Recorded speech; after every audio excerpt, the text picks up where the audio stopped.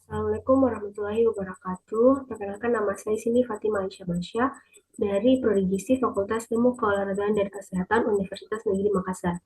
Nah, pada mata kuliah Gizi Kesehatan Masyarakat, kami ditugaskan untuk mereview jurnal tentang pemberian protein hewan pada MPASI.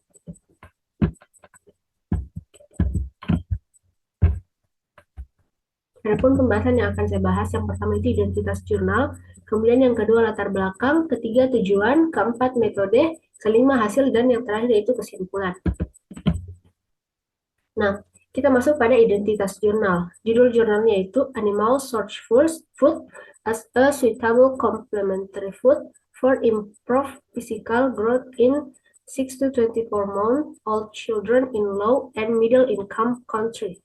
Atau translate-nya itu makanan hewani sebagai makanan pelengkap yang cocok untuk pertumbuhan fisik yang lebih baik pada anak usia 6 hingga 24 bulan di negara berpenghasilan rendah dan menengah. Nah, ini merupakan tinjauan sistematis dan meta-analisis dari uji coba terkontrol secara acak. Nah, jurnal ini dari British Journal of Nutrition, volume 128, halaman 2453 sampai 2463. Nah, tahunnya itu tahun 2002, penulisnya ada Hannah Asere, Alice Rossi, Meike Faber, Cornelius M. Smith, dan Christian Ricci.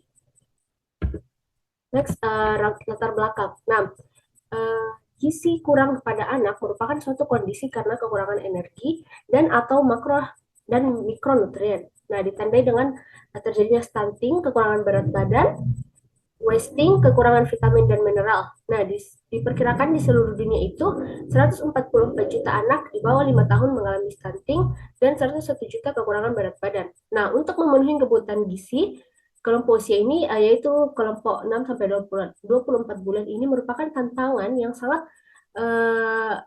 sangat besar bagi negara-negara berpenghasilan rendah dan menengah atau LMICS karena kekurangan sumber daya untuk mengakses makanan bergizi. Nah, untuk mengakses makanan bergizi itu sangat kurang dan makanan pendamping itu sering diberikan kepada bayi dalam jumlah sering tidak diberikan kepada bayi atau diperkenalkan terlalu dini, terlambat, jumlahnya sedikit atau jarang diberikan. Bahkan biasa saat diberikan itu kualitas gizinya buruk.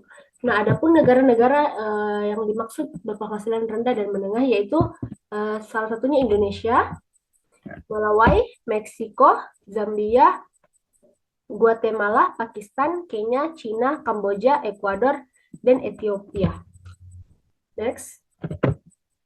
Adapun tujuan. Nah, tujuan dari jurnal ini, penelitian ini ada dua. Yang pertama itu tujuan utama. Nah, tujuan utamanya untuk menyelidiki apakah asupan makanan sumber hewani mempercepat pertumbuhan fisik anak-anak dari LMIC, masyarakat, populasi, dan rumah tangga berpenghasilan rendah.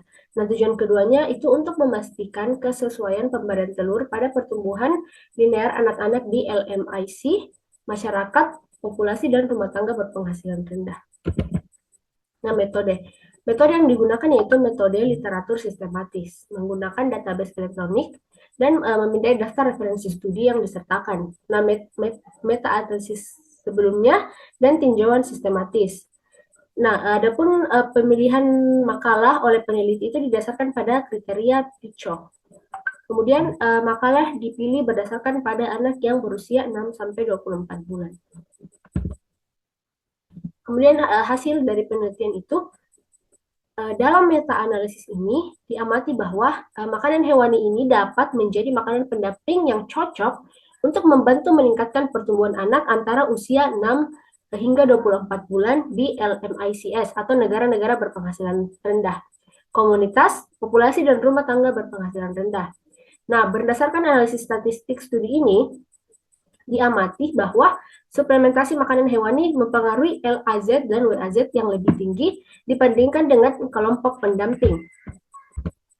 Kemudian lanjut hasil yang ketiga, anak-anak yang tidak mendapatkan manfaat dari periode menyusui atau yang tidak mendapatkan ASI selama 6 bulan ini direkomendasikan dapat memperoleh manfaat dari makanan-makanan sumber hewani seperti makanan protein hewani yang dimaksud yaitu daging, telur, dan susu yang bisa ditambahkan ke dalam makanan mereka untuk memenuhi kebutuhan nutrisi seperti protein, zinc, dan Fe.